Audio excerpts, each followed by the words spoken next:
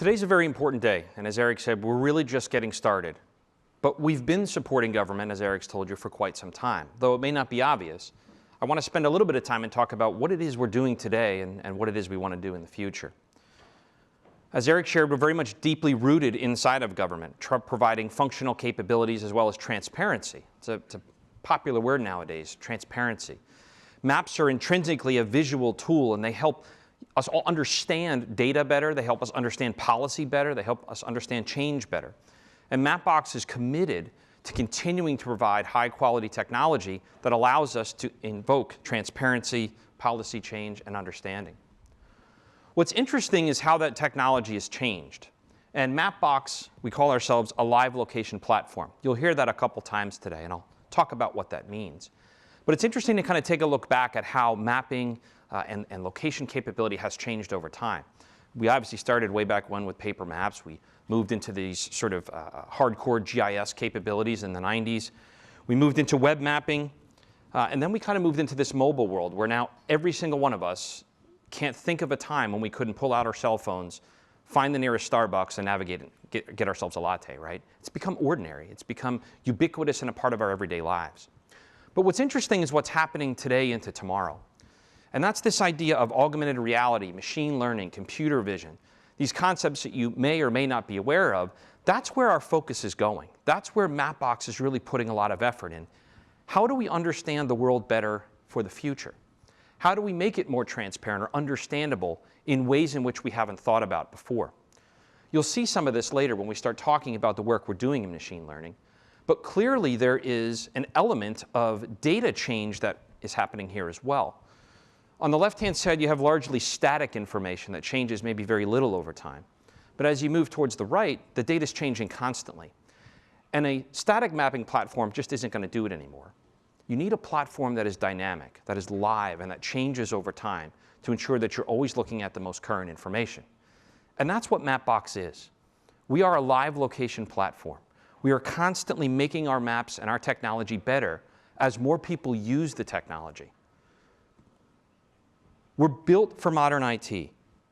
From the core and from the ground up, we were designed to be run on cloud-based systems, in DevOps architectures, microservice platforms, technologies that allow you to run location technology in an enterprise and at scale. We support the use of standards. As many of you know, we come out of the open source community. All of our SDKs are open source. You can contribute to them tomorrow, today if you want. And we leverage that interoperability and standards to be able to work inside of any third-party platform or inside of any web or mobile application. There's no single vendor lock-in, and if you only want to use this much of our platform, you can. You don't have to use it all. This is giving you the flexibility to leverage that live location platform in many, many different ways. Most of you know Mapbox for our Maps API, the beautiful, cartographically and aesthetically pleasing maps that are fast loading because they're based on the vector tile spec. Those MB tiles files load very quickly in web and mobile browsers. But there's a lot of other interesting and useful parts of the Mapbox technology stack that I want to talk about. But I want to hang around on vector tiles for a minute. The beauty of the vector tile spec is its flexibility.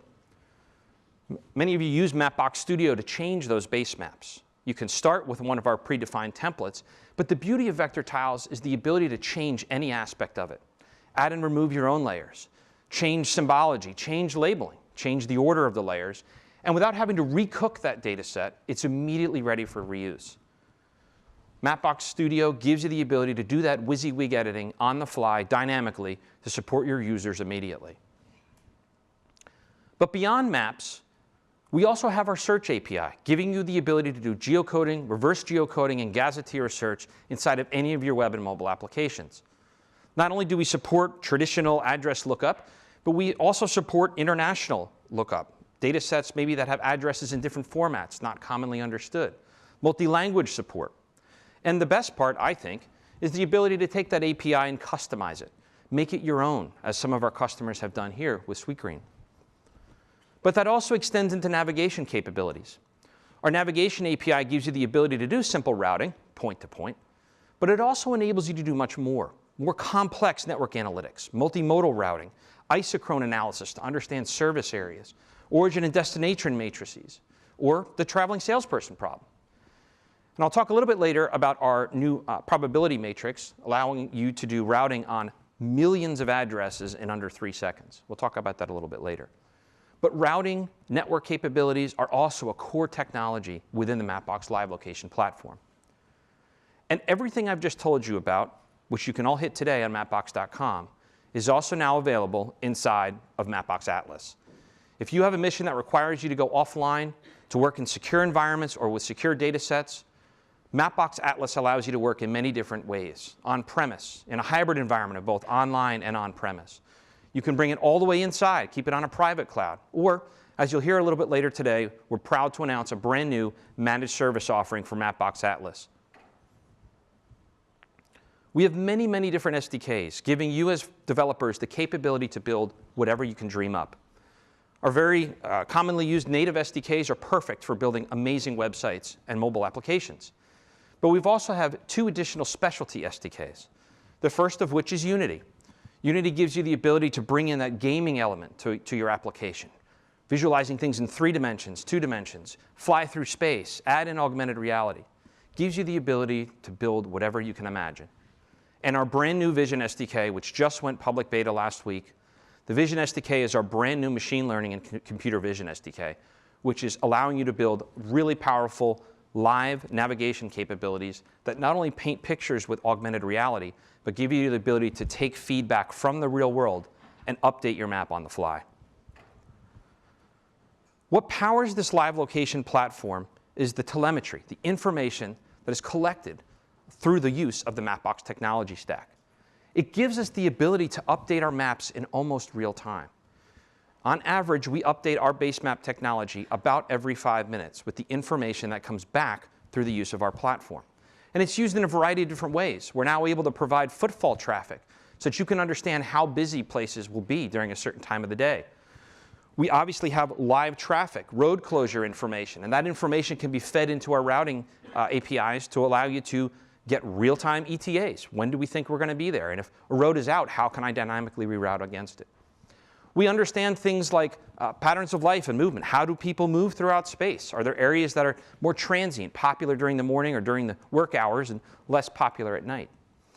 And as you'll see a little bit later today, we're using that Vision SDK, we're using that machine learning to create data sets that once were thought impossible to create, like a global data set of speed limits and road signs. And all of this is used to help support all of our critical service missions. As someone who's spent about 15 years supporting the federal government, I'm very proud of this. This is what we are about. This is what makes us tick. This is the heart of Mapbox. We grew out of government, and we continue to maintain support for that government environment as we go. So what I want to do is show you how you all are using our technology stack. What is it that you're doing to help make our critical services open? So a lot of use cases of humanitarian assistance and disaster relief. Here are 2 examples. Some disaster relief efforts that NOAA did to very quickly get aerial collect imagery on top of a base map. Those fast-loading vector tile base maps in a very, very simple web application with the ability to bring in your own data very quickly and easily. The Amnesty International organization is doing some really great work understanding atrocities against the Rohingya. And the amazing thing about their application is it's a narrative. It's a map told in the format of a story that allows you to navigate through the story over time, see how things change in a way that's much more understandable to a non-geographer and a non-developer. In terms of healthcare, we leverage a lot of, the healthcare environment leverages a lot of our search technology for powering applications like provider locators. How do I find the nearest? Where can I go to get help and support? These things can be quickly embedded inside of applications like you see here from the Center for Medicaid and Medicare Services, as well as from the VA. And supporting state and local governments as well for public safety and planning. Here you see what New York City has done to help understand their city planning, as well as DC, right here in DC, for their Vision Zero and understanding how to prevent traffic incidents where we may have safety problems or issues, so that we can go in, change policy, and help mitigate those going forward. Appropriations and transparency, 2 organizations, the UN and USA Spending, who've taken the map and made it, again, a platform by which we can inform our constituents. Here's where spending is occurring. Little anecdote, I once did a little bit of work for our House of Representatives. And when I first went in, they basically said, are you aware of how we allocate spending and how it's actually illustrated? And I said, no. The gentleman said, stand here. I held a piece of paper, and he walked all the way to the other end of the room and unrolled this piece of paper that was about 50 feet long, and in size 8 font, literally listed out every appropriation for every congressional district in the United States. And I said, how do you understand what's there? And he says, we don't. It sits in a roll, and it sits in the corner. This is how you make that available to the people. This is how you understand transparency and influence change in policy by making sure information gets out to the people. Citizen engagement. If you've ever been to recreation.gov, you want to plan your next trip to a park, you're using Mapbox technology. Population change and advanced visualization capabilities for understanding it. Here's 2 examples of 2.5D or 3D ways of visualizing population change over time. The Mapbox platform gives you the ability to work like this, as well as business intelligence. Data science and business intelligence are an actively growing area. We are working with the largest names in business intelligence. We'll talk a little bit more about this as we go on. But being the map platform inside of things like Tableau, giving you the ability to view things not just as charts and graphs, but as actual spatial data as well. And finally, state and local governments, who are using our technology to help understand how those cities change and how to reach the people. The example here on the right of tax assessment in Colorado, great example, something very simple. I just need to understand what is the assessment of my particular property or land. You can search using our search technology, see very quickly on the map where your particular parcel is and how much you owe in tax assessment. Again, taking a back office capability, bringing it out to the front with transparency. And I'm really excited about our work in UTM, unmanned traffic management. Mapbox is working with a lot of drone developers and drone providers, particularly to work with mapping airspace and understanding how to deconflict airspace. How do I do mission planning with UAVs? How do I understand the best routes to collect? So here are just a few organizations we are working with to provide that UTM capability through the Mapbox Live Location platform. We are fully committed to mission success, and we are fully committed to mission support. What's really interesting is the amount of leverage we've had to grow a team specifically to support the government sector. We've added several folks on the customer-facing side, many of which are here today that you'll have the chance to interact with, both on the customer sort of management side as well as the customer success side. So you'll always have a face to talk to when you need something. But we've also made a commitment to engineering. Our Atlas team, which represents sort of the largest, most representative piece of software that we target specifically to government, we've added a handful of people to make sure that we're always taking your feedback, building it in as requirements, and expanding that capability going forward. But it's interesting. In the entire 15 years I've been supporting the government, I don't talk to a ton of developers in government itself. I talk to a lot of users. And the challenge that we've always faced is, I love your technology, but I just don't have staff to go build the thing that I need. I have a problem, and I need to solve that problem. And in certain cases, it's easier for me to buy a solution than it is to try and build it. And so while we will always provide the developer tools to let you build your own solutions, we are also working actively to identify ready-to-use turnkey capabilities that you can buy off the shelf and are ready to solve problems. We'll talk about some of those today, particularly in response to supporting disaster relief and disadvantaged users. I mentioned that Atlas is our capability for working offline or behind a firewall. There's a couple new options that we'll announce today for delivering that capability. The first of which is a flyaway kit, which will allow you to take Atlas, all of the great maps, search, navigation inside of the Atlas platform, inside of a ruggedized case, and quickly fly away with it to support missions. And the other thing we'll talk about today is our MSO, the ability to very quickly stand up Atlas in the cloud in under about 90 seconds. Up and running, fastest way to get to mapping in the cloud. We've also changed the way we think about pricing and packaging our software. Government's different. It just is. They have different procurement cycles. They have different rules about what can and can't be bought. And it's sometimes harder to buy things in an a la carte method than it is to just simply package everything up and have it ready to go. It's also a challenge for things like accreditation. If I have multiple libraries, do I have to accredit all those libraries, or can I just package them up and do one single accreditation for an entire package? So we've taken this to heart as well. And there are new options for packaging and pricing our technology to make it easier to buy, easier to accredit, and easier to keep in cycle. And speaking of procurement, there are some new procurement options. I'm proud to announce that as of last week, we are now available on NASA Soup as a platform for you to procure our information, our technology. We are working our way onto the GSA Schedule 70 contract, as well as the new Earth Observation BPA, which was it's an SIN off of GSA Schedule 70. So for those folks in the room that are government, that do use those procurement vehicles, you'll now be able to procure our technology in a much easier, much faster way. I've mentioned the Vision SDK and its ability to do machine learning and computer vision on the edge.